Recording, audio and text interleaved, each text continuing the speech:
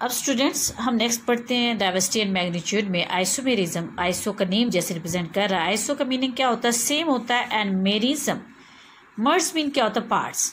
तो हम इसको डिफाइन कैसे करेंगे, the compound which have same molecular formula, यानी जिनका मॉलिक्यूलर फार्मूला सेम होता है but different arrangement of atoms in a molecule, लेकिन मॉलिक्यूल्स का मॉलिक्यूल में एटम्स का जो अरेंजमेंट होता है वो मुख्तलिफ होता है या डिफरेंट स्ट्रक्चरल फार्मूला होता है, उसे हम क्या कहते हैं, आइसोमर्स कहते हैं। और इस प्रोसेस को हम क्या कहते हैं, आइसोमेरिज्म कहते हैं। ठीक है, यानी जो वो कंपाउंड जिनका मॉलिक्यूलर फार्मूला सेम हो लेकिन स्ट्रक्चरल फार्मूला डिफरेंट हो, उनको हम क्या कहते हैं, आइसोमर। और प्रोसेस को हम क्या कहते हैं, आइसोमेरिज्म। यानी आइसो का मीनिंग क्या होता है, सेम, एंड मर्ज मीन क्या होता है बच्चों, पार्ट्स होता है।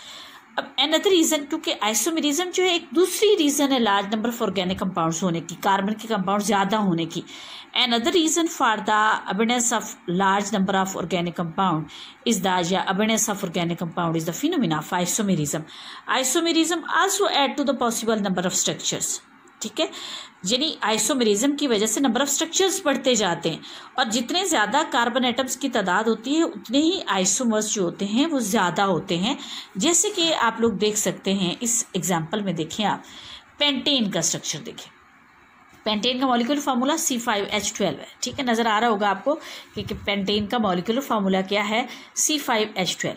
अगर हम सारे कार्बन को स्ट्रेट लाइन में लिखते हैं, CH3 CH2 CH2 CH2 और CH3, इसे हम कहते हैं एनपेंटेन। अब ये CH3 क्यों बना है, आपको पता है कि कार्बन के पास एक बॉन्ड था 3, इसने अपने टेट्रावेलेंसी को कंप्लीट करने के लिए 3 हाइड्रोजन के साथ कंबाइन किया। इस कार्बन के साथ देखिए 2 बॉन्ड्स हैं, इसने अपनी टेट्रावेलेंसी को कंप्लीट करने के लिए 2 हाइड्रोजन के साथ अटैच हुआ। इस कार्बन के साथ भी 2 बॉन्ड्स हैं, ये भी अपनी टेट्रावेलेंसी को कंप्लीट करने के लिए 2 हाइड्रोजन के साथ अटैच हुआ। इस कार्बन के साथ भी 2 बॉन्ड्स हैं, ये भी अपनी टेट्रावेलेंसी को कंप्लीट करने के लिए 2 हाइड्रोजन के साथ अटैच हुआ। और इस कार्बन के साथ बच्चों एक बॉन्ड है, तो इसने अपनी टेट्रावेलेंसी को कंप्लीट करने के लिए 4 वैलेंसी को कंप्लीट करने के लिए 3 हाइड्रोजन के साथ अटैच हुआ। ये तो हमारे पास है एनपेंटेन। अगर आप देखें तो इसमें क्या है, इसका फॉर्मूला C5 और H12।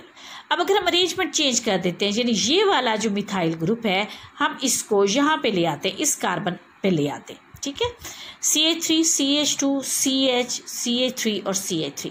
सिर्फ क्या है कि number of carbon atom same है, 1 2 3 4 5 एटम्स का अरेंजमेंट तरतीब चेंज हो गई है। ठीक है, अब इसमें देखिए कार्बन की वैलेंसी फुलफिल करने के लिए 1 बॉन्ड था, 3 हमने हाइड्रोजन अटैच किए, 4 हो गए। इसमें इसके पास 2 बॉन्ड्स थे, ठीक है, 2 हाइड्रोजन अटैच किए, वैलेंसी फुलफिल हो गई।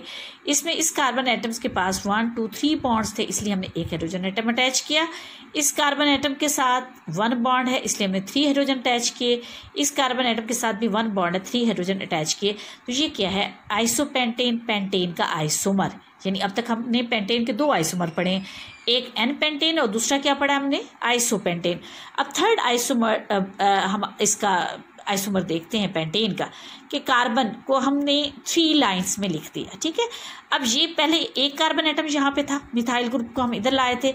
अब ये जो दूसरे वाला है हम इसको उठा के इस जगह पे ले जाते हैं, यानी इस कार्बन के साथ ले जाते हैं।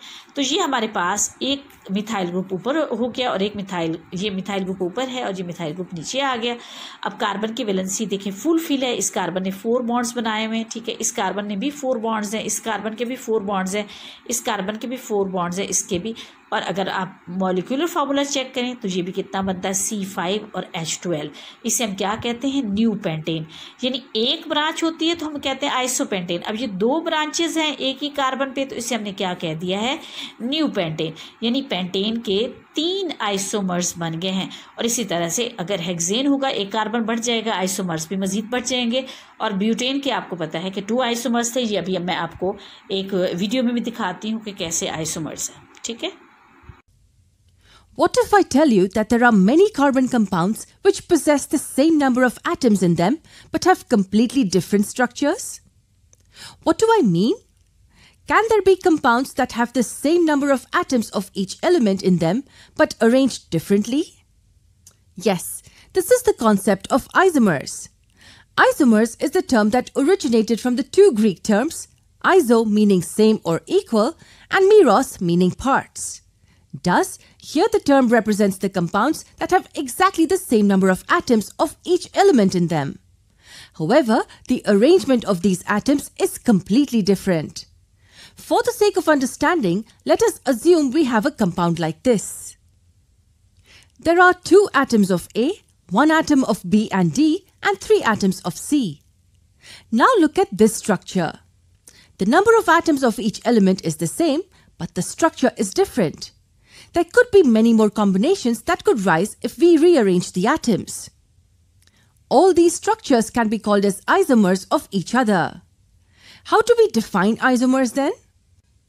Isomers can be defined as the compounds which have the same molecular formula but different structural formula and thus different properties. That means if we take molecules of the isomers and compare them, then the number of atoms in each molecule will be the same, but their structural or spatial arrangement will be different.